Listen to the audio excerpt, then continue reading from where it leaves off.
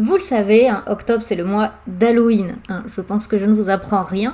Et donc j'ai décidé de faire une petite série de 5 vidéos, parce qu'il y aura 5 samedis. Et j'ai décidé de faire autre chose que ce que je fais d'habitude, c'est-à-dire que bon, j'aurais pu faire de l'analyse de films d'horreur, ce genre de choses, ou Halloween dans la culture, etc.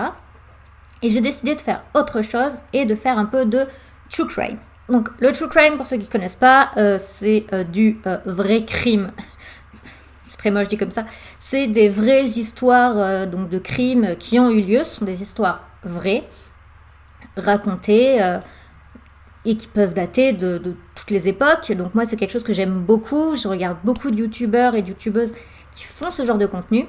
Et j'ai décidé du coup d'en faire 5 vidéos, donc de 5 histoires différentes, sachant que je me suis posé comme condition, et ce qui du coup a beaucoup compliqué les choses, de rester dans ma région natale, c'est-à-dire en Limousin. Alors pour ceux qui ne connaissent pas le Limousin, je vais vous mettre la carte, c'est donc une région qui est vers le centre de la France, qui est constituée de 3 départements, donc la Haute-Vienne, la Corrèze et la Creuse. Et c'est un endroit assez vide, c'est-à-dire que pour vous donner une idée, on a à peu près 44 habitants par kilomètre carré. À Paris, c'est plus de 1000. Donc ça vous donne un peu une idée d'à quel point cette région est vide. Et donc, qui dit région vide, dit plutôt calme. En plus, la population est assez vieillissante. Donc, on s'imagine en fait qu'il ne s'y passe rien. Eh bien, je vais essayer de vous prouver dans ces 5 vidéos que ça n'a pas toujours été le cas et ce n'est pas toujours le cas, que depuis longtemps et encore aujourd'hui, il y a des histoires criminelles qui se passent dans cette région. Et oui, ici aussi, on n'est pas épargné. Donc, je vais vous raconter 5 histoires et j'espère que ça va vous plaire parce que j'ai galéré à les trouver. Pour commencer du coup cette série, j'ai décidé de me concentrer sur la première affaire criminelle limousine à avoir vraiment été médiatisée, donc vraiment très présente dans les médias, donc à l'époque les journaux. Et donc c'est parti pour cette première vidéo, plongeons-nous dans la campagne corrézienne.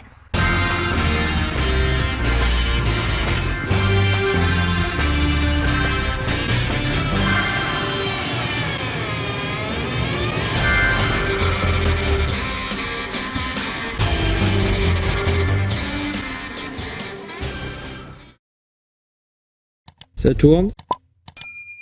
Marie-Fortunée Capel est née à Paris le 15 janvier 1816. Oui, je vous ai prévenu, j'ai dit la première histoire médiatisée, donc forcément ça ne se passe pas la semaine dernière. En grandissant, c'est une jeune femme qui est connue comme étant belle, intelligente, raffinée, mais avec un certain caractère.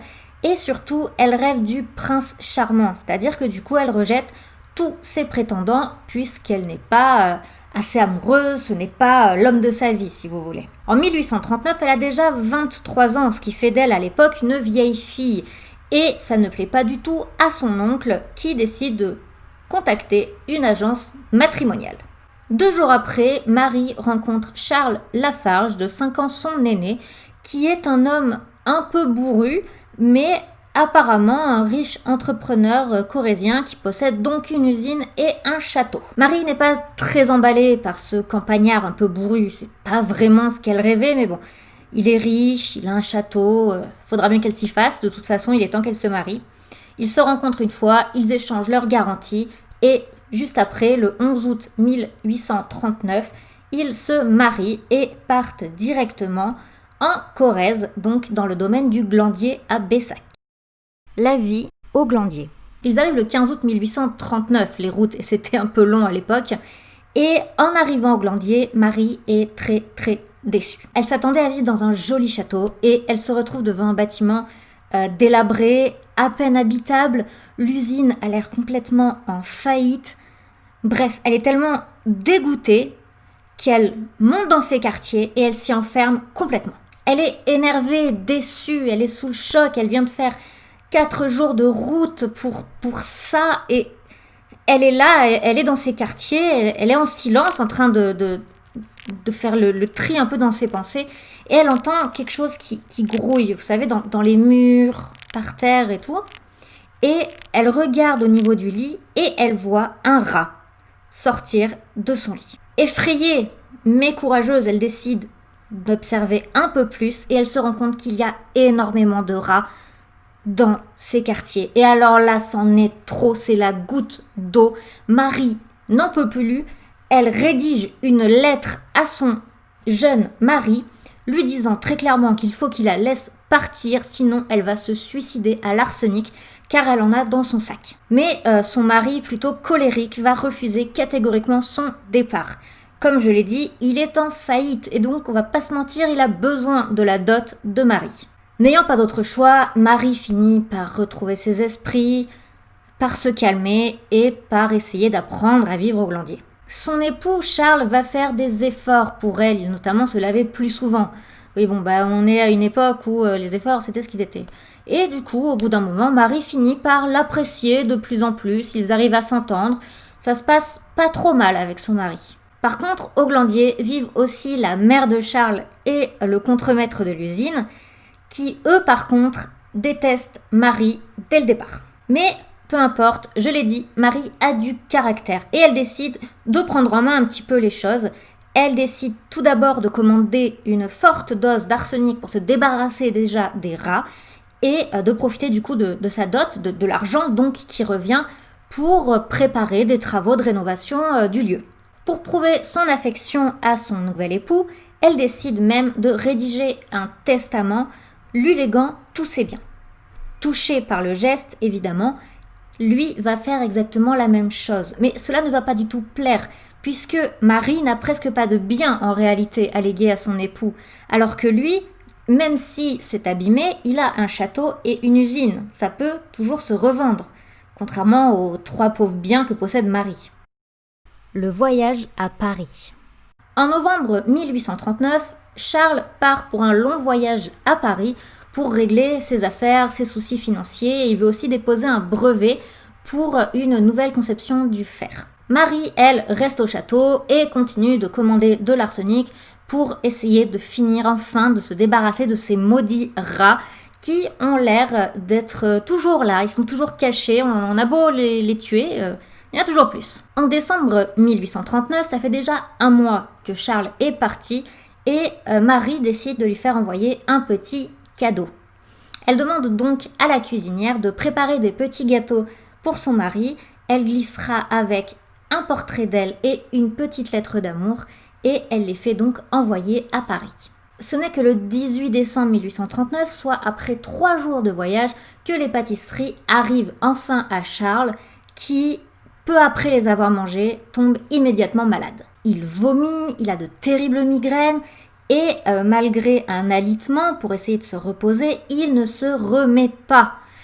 N'ayant pas le choix, voyant que de toute façon il ne pourra pas régler ses affaires à Paris, que là il est vraiment trop malade et que ça ne passe pas, il décide de rentrer chez lui au Glandier pour retrouver son médecin. Il y arrivera le 4 janvier 1840. La mort de Charles. Une fois chez lui, comme je l'ai dit, il voulait voir son médecin et celui-ci conclut à une simple angine. Mais malgré les traitements, Charles est de plus en plus malade, de plus en plus affaibli. Et son médecin ne peut au final rien faire et va voir mourir sous ses yeux après de terribles souffrances son patient Charles Legendre qui décède donc dans la nuit du 14 janvier 1840 à l'âge de seulement 28 ans, ce qui même pour l'époque était très jeune. Je l'ai dit, la famille de Charles n'aimait pas Marie et immédiatement ils envoient un courrier au procureur du roi pour leur dire que c'est sûr, si Charles est mort, c'est que Marie l'a empoisonné à l'arsenic. Le juge va arriver et une expertise va être faite et c'est une des premières en France. Je le rappelle, nous sommes en 1840, ce n'était donc pas quelque chose de commun. Il y a évidemment beaucoup d'arsenic présent dans le château puisque Marie en a mis un peu partout pour tuer les rats. Pourtant, il n'y en a pas tant que ça au final dans le corps de Charles. Et Marie a beau répéter que l'arsenic c'était pour les rats, elle est innocente, elle n'a jamais voulu de mal à son mari, elle n'y est pour rien. Malgré qu'elle le répète, elle est arrêtée et enfermée en attendant son procès le 17 janvier 1840. les bijoux de la comtesse. L'affaire fait immédiatement le tour des journaux en France. Comme je l'ai dit, c'est une des premières affaires médiatisées du Limousin, donc elle est partout. Une jeune épouse qui assassine son mari à l'arsenic après même pas 1 an de mariage, c'est une affaire scandaleuse. Et en lisant le journal, il y a un homme qui va reconnaître le portrait de Marie Lafarge. Il s'agit du comte de Léotot, qui a très bien connu Marie, puisque quand elle était encore à Paris, il l'a soupçonnée d'avoir volé une parure de diamant à son épouse. Immédiatement, il en fait part aux autorités compétentes. Durant la perquisition au Glandier, en plus de chercher des preuves de l'empoisonnement, de la volonté de Marie de tuer son mari, etc., ils vont trouver sous son lit un petit coffre en bois. Ils vont donc évidemment l'attraper et l'ouvrir et trouver à l'intérieur la parure de diamant de la comtesse de Léotot. Marie ne va plus subir 1, mais 2 procès, le premier pour vol et le second pour l'empoisonnement de son mari. Les procès. Le premier procès s'ouvre le 9 juillet 1840 et donc c'est celui pour le vol des diamants de la comtesse de Léotot. Les preuves sont évidemment accablantes puisque les diamants ont été retrouvés dans les quartiers de Marie Lafarge, au milieu de la Corrèze, dans un coin complètement paumé. Ce n'est pas le comte de Léotot qui allait les planquer lui-même là-bas, donc Marie est forcément coupable. Elle est condamnée à 2 ans de prison pour ce vol, mais ne fera en réalité qu'1 mois puisque son avocat va réussir à démontrer un vice de procédure. Bien évidemment, cela fera la une des journaux, ce qui fait que quand le 2e procès va s'ouvrir, l'opinion publique envers Marie, du coup, est peu favorable puisqu'elle est déjà vue comme une voleuse de bijoux. Pour donc ce second procès pour l'empoisonnement, il va s'ensuivre une bataille d'experts comme la France n'en avait jamais vu. Des experts scientifiques vont venir de la France entière pour dire qu'ils trouvent de l'arsenic, qu'il n'y en a pas assez, que c'est forcément un empoisonnement, que ça doit être quelque chose d'autre, etc., etc. Ils vont tous passer devant la cour pour donner leur expertise. Le procès du coup va être très long, tout ça pour au final ne même pas réellement les écouter puisque comme je l'ai dit, l'opinion publique envers Marie était très mauvaise, ce qui fait qu'elle sera évidemment reconnue coupable du meurtre de son mari, même si elle clame haut et fort son innocence. Et ce n'est que le 19 septembre 1840, je l'ai dit, le procès date de juillet, c'est un procès qui a été très très long, donc ce n'est que le 19 septembre qu'elle sera condamnée aux travaux à perpétuité qu'elle devra exécuter dans la ville de Toulon. La France entière est complètement sous le choc de cette histoire de jeune épouse, voleuse et empoisonneuse. Le 12 décembre 1840, Marie va faire ce qu'aujourd'hui on appelle un appel, justement, afin d'essayer de prouver son innocence, ou du moins de faire baisser sa peine, etc. Mais ça ne changera rien. Marie reste condamnée au bagne à Toulon et elle y est envoyée immédiatement. La maladie et les doutes. Très vite, la santé de Marie va être de plus en plus mauvaise, ce qui fait que sa peine va être changée de travaux forcés en peine de prison à perpétuité et elle sera envoyée à la prison de Montpellier avec donc déjà une santé fragile, ce qui fait qu'elle va y attraper la tuberculose. Cette fois-ci, elle est donc réenvoyée ailleurs, c'est-à-dire à l'asile d'aliénés de Saint-Rémy de Provence, qui était considéré comme très salubre. C'est pour cela qu'on l'envoie dans un asile d'aliénés quand même, ça n'a rien à voir, mais c'est un endroit fermé et elle pourra quand même y être soignée. Je n'ai pas vraiment trouvé le pourquoi du comment, mais il s'avère qu'en juin 1852, elle est graciée et libérée. Sa liberté sera de très courte durée. Comme je l'ai dit, elle était très malade et donc elle va décéder le 7 septembre 1852 à l'âge de seulement 36 ans et sa tombe sera une simple dalle de béton. Toute sa vie, Marie aura passé son temps à clamer son innocence. Et à l'époque, la France elle-même était divisée en deux avec les lafargistes et les contre-lafargistes, donc ceux qui la croyaient coupable et ceux qui la croyaient innocente. La France était totalement divisée avec les articles dans les journaux, l'un disant qu'elle était coupable, l'autre non, etc. C'était une affaire très médiatique à l'époque et qui faisait beaucoup parler. Et aujourd'hui encore, un doute subsiste. Déjà, on a découvert depuis que le corps humain possède une dose d'arsenic dans tous les corps humains, ce qui fait que, oui, on a retrouvé de l'arsenic dans le corps de Charles, mais c'était peut-être de l'arsenic que son corps avait naturellement, ce qui explique qu'on l'ait trouvé au final en petite dose. Et de plus, les médicaments qu'il a pris, certains contenaient de l'arsenic. Donc, ce n'était pas forcément celui de Marie. Et il existe aussi 2 théories qui pourraient expliquer la mort de Charles autrement que par l'empoisonnement par son épouse. La première, c'est une intoxication alimentaire. Quand Marie a fait demander à sa cuisinière de préparer des gâteaux pour Charles, elle a fabriqué des choux à la crème avec du lait et du beurre non pasteurisés. Et ils ont, je vous le rappelle, voyagé 3 jours avant d'arriver à Paris. Vous imaginez, en 3 jours, le lait et le beurre, il a largement eu le temps de tourner. Donc il pourrait tout simplement être tombé malade à cause de ça. Et l'autre possibilité est la typhoïde, qui était très présente à l'époque et dont les symptômes sont assez proches au final de ceux qu'avait Charles. Et il faut préciser qu'à l'époque, on ne savait pas très bien diagnostiquer cette maladie et encore moins la soigner. Et vous, est-ce que vous la pensez coupable ou innocente? Et si vous la pensez innocente, quelle théorie vous inspire le plus? Ou quelle autre théorie auriez-vous pour expliquer du coup la mort de Charles si ce n'est pas son épouse qui l'a tué? J'ai hâte de lire tous vos avis, toutes vos théories en commentaire. J'espère que cette vidéo déjà vous aura plu, vous aura prouvé déjà que le Limousin est peut-être une région pas si calme que vous le pensiez, et je vais continuer à vous le prouver tout ce mois-ci.